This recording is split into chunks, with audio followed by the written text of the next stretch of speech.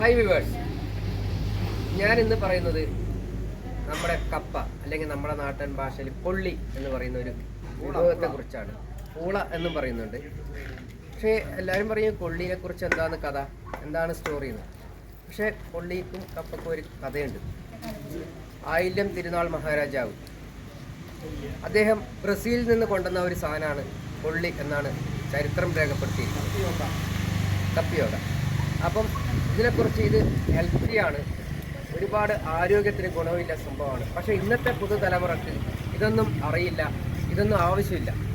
അപ്പം നമ്മുടെ നാട്ടിലെ എൻ്റെ ഒരുപാട് സുഹൃത്തുക്കൾ ഈ കപ്പ പുഴുങ്ങുന്ന ഒരു സ്ഥലത്ത് വാട്ടുക, പുഴുങ്ങുക, അത് ഉണക്കി ഒരുപാട് വിഭവങ്ങളുണ്ട്. ഉണക്കിയ കപ്പയിൽ ഒരുപാട് വിഭവങ്ങളുണ്ട്, പച്ചക്കപ്പയിലും നമുക്ക് ഒരുപാട് വിഭവങ്ങളുണ്ടാക്കാം. കപ്പ ശരിക്ക് കഴിച്ചെന്നാൽ അവന് നല്ല സുഖമായിട്ട് ഒരു ദിവസം പണിയെടുക്കാൻ പറ്റും. ഇല്ലെങ്കിൽ പണിയെടുക്കുന്ന ഈ സാധാരണഗതിക്ക് ഒരു 2 മണിക്കൂറൊക്കെ പണിയെടുത്ത് കഴിയുമ്പോൾ തളരും. കപ്പ തിന്നേച്ചിട്ട് പണിയെടുക്കുകയാണെങ്കിൽ ഒരു ദിവസം ഫുള്ളായിട്ട് പണിയെടുക്കാൻ പറ്റും. ചെറുപ്പം മുതലേ കൃഷിയിൽ തുടങ്ങിയതാണ്. ഇപ്പം വയസ്സ് 84ആയി. ഇതുവരെ ചന്ദ്രന്മാരെ കണ്ട ഒരു കൃഷിക്കാരനാണ്. ഇപ്പോൾ കപ്പ കൃഷി ഇപ്പോഴും ഇവരൊക്കെ പറയുന്നുണ്ട് ഇനി ചെയ്യേണ്ടെന്ന്. ഞാൻ പറയുന്നുണ്ട് നമുക്കൊരു 100 ചോടെങ്കിലും ചെയ്യണം. നമുക്ക് ദിവസവും അധികം ഇല്ലെങ്കിലും കുറേശ്ശെയെങ്കിലും പറിച്ച് തിന്നാനുള്ളത് വേണമെന്ന്. കാട്ടുപന്നിയുടെയൊക്കെ ശല്യമുണ്ട്, കാട്ടുപന്നിയുണ്ട്, മുള്ളനുണ്ട്, ഇതിനെല്ലാം ശല്യമുണ്ട്. ഇതിൽ നിന്നെല്ലാം മുക്തി നേടിയാണ് എത്തിയത്. നമ്മളൊക്കെ ആലക്കോട് സൈഡിൽ ആയിരുന്നു ആദ്യം. അവിടെ ഒരു 10-20-25 ഏക്കർ സ്ഥലത്ത് കപ്പയും ചേനയും ചേമ്പും കൂടെ നട്ടുന്നാൽ പകുതി പന്നി ഉണ്ട്. അതിൻ്റെ അകത്തൊരു 3-4 ഏറുമാടം, അതായത് മുകളിൽ കയറി കിടന്ന് രാത്രിയിൽ ഈ പന്നിയെ കാവൽമാടം ആക്കും. ആ കാവൽമാടത്തിലാണ് കിടന്നുകൊണ്ട് വിളക്കും വെച്ച് പാട്ടയും കൊട്ടി ചെണ്ടയും കൊട്ടി അതിൻ്റെ അകത്ത് കിടക്കും. രാത്രിയിൽ ഉറക്കമൊക്കെ കുറവാണ്. അത് അന്ന് ഇതിൻ്റെ ഈ കപ്പയ്ക്കും ഒക്കെ പണിയെടുക്കാൻ വേണ്ടിയിട്ട് നമുക്ക് അവിടെ വീട്ടിൽ താമസിച്ച് പണിയെടുക്കുന്ന പണിക്കാരുണ്ടാവും.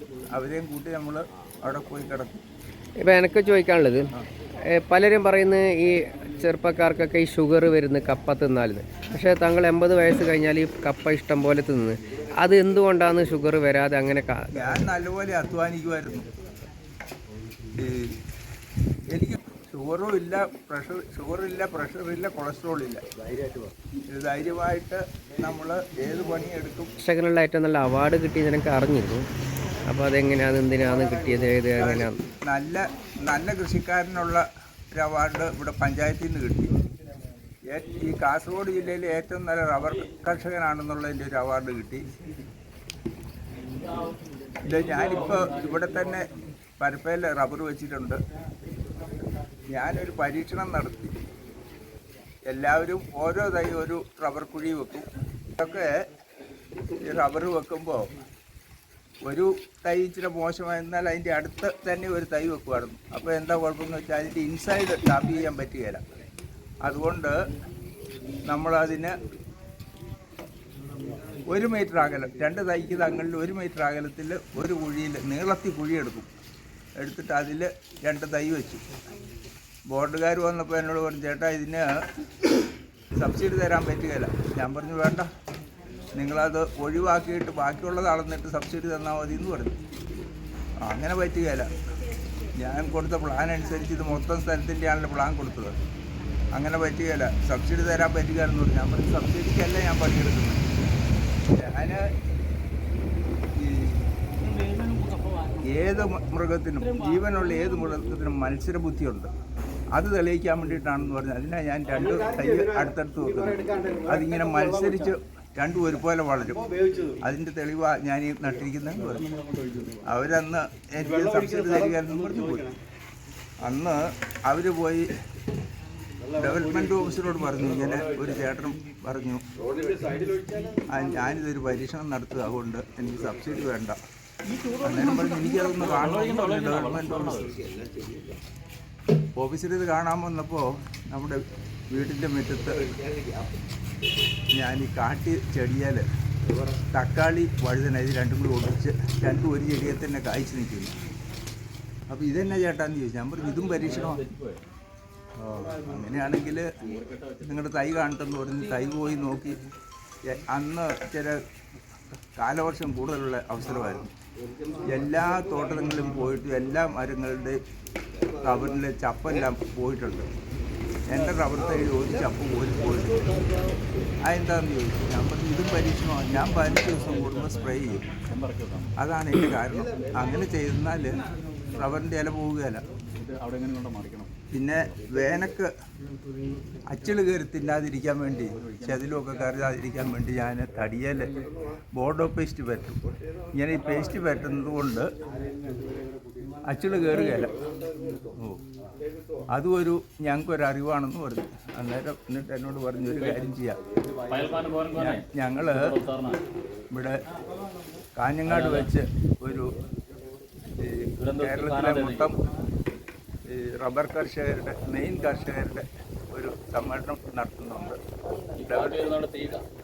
ഡെവലപ്മെൻറ്റ് ഓഫീസറൊക്കെ വരുന്നുണ്ട്. അപ്പം അവിടെ വരെ വരണം. എന്നിട്ട് ഒരു അരമണിക്കൂർ ക്ലാസ് എടുക്കണമെന്ന് പറഞ്ഞു. ഞാൻ പറഞ്ഞു എനിക്ക് ക്ലാസ് എടുക്കാനൊന്നും പറ്റുകയില്ല, എൻ്റെ അനുഭവങ്ങൾ ഞാൻ വിവരിക്കാം എന്ന് പറഞ്ഞ് അവരവിടുന്ന് ഞാൻ കാഞ്ഞങ്ങാട് പോയിട്ട് എന്നെ സ്റ്റേജിലിരുത്തി ഞാനെൻ്റെ അനുഭവങ്ങളെല്ലാം പറഞ്ഞ് അവരവിടുന്ന് ഫോട്ടോ എടുത്ത് ഒരു പുസ്തകം ഇറക്കി, നാട്ടറിവുകളെന്നും പറഞ്ഞ്. ആ പുസ്തകത്തിൻ്റെ ഒരു കോപ്പി എനിക്ക് തന്ന് എനിക്ക് അവാർഡും തന്നു. അതും എൻ്റെ കയ്യിലുണ്ട്. ഈ കപ്പ പുതിയ തലമുറയ്ക്ക് എങ്ങനെ ഗുണം ചെയ്യുന്നു, പഴയ തലമുറയ്ക്ക് എങ്ങനെ ഗുണം ചെയ്യുന്നു എന്നൊരു അധ്യാപകൻ എന്ന നിലയിൽ എന്താണ് പറയാനുള്ളത്? ഇത് 2 പോയിന്റ് ഞാൻ പറയാം. 35 വർഷത്തിന് ശേഷമുള്ള എൻ്റെ ഒരു കാർഷിക അനുഭവമാണ്. കൃഷിയെക്കുറിച്ച് മഹത്തായ ഒരു പ്രോവർബ് സാമൂഹ്യശാസ്ത്ര പാഠത്തിൽ സർദാർ വല്ലഭായ് പട്ടേൽ പറഞ്ഞ ഒരു മഹത്തായ വചനമുണ്ട്. അത് വർഷങ്ങളോളം പഠിപ്പിച്ച ഒരു അധ്യാപകനായിരുന്നു. സർവീസിൽ നിന്ന് റിട്ടയറായി. സർദാർ വല്ലഭായ് പട്ടേൽ പറഞ്ഞത് I know one culture, that is agriculture. ഭൂമിയിലെ എല്ലാ സംസ്കാരത്തിൻ്റെ തുടക്കം കൃഷിയിൽ നിന്നും കർഷകരുടെ സാധാരണ ജനങ്ങളുടെ കൂട്ടായ്മയിൽ നിന്നും ആരംഭിച്ചത്. ഇപ്പോൾ ഇവിടെ നടക്കുന്നത് ഒരു കൂട്ടായ്മയാണ്, ഒരു കൃഷിയുടെ കാർഷിക ജനങ്ങളുടെ ഒരു കൂട്ടായ്മ.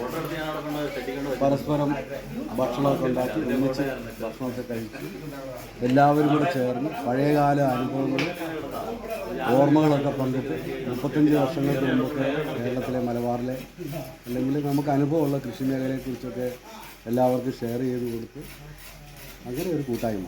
അതാണ് കപ്പ കൃഷിയെക്കുറിച്ച്, കപ്പയുടെ ഈ ഒരു രീതിയെക്കുറിച്ച് പറയാനുള്ളത്.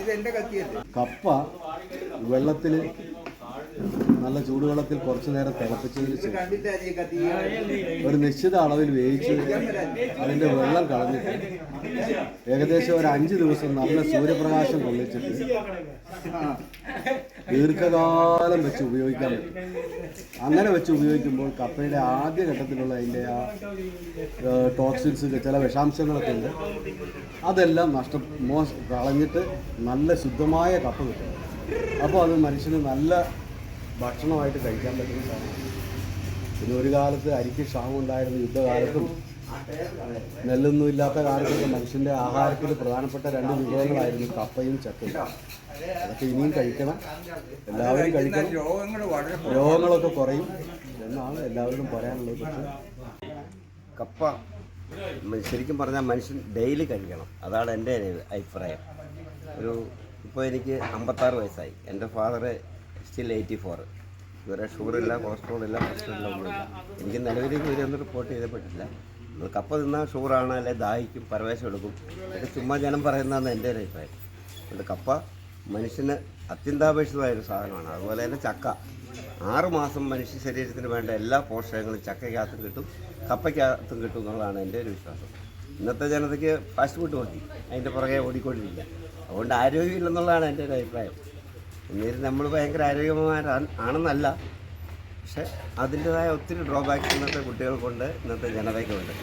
അതുകൊണ്ട് കപ്പ അത്യന്താപേക്ഷിതമായ ഒരു സാധനമാണ്. മനുഷ്യനെ ഇന്നവിറ്റബിൾ ഫുഡ് പ്രോഡക്റ്റാണ് കപ്പ എന്നുള്ളതാണ് എൻ്റെ ഒരു അഭിപ്രായം. പിന്നെ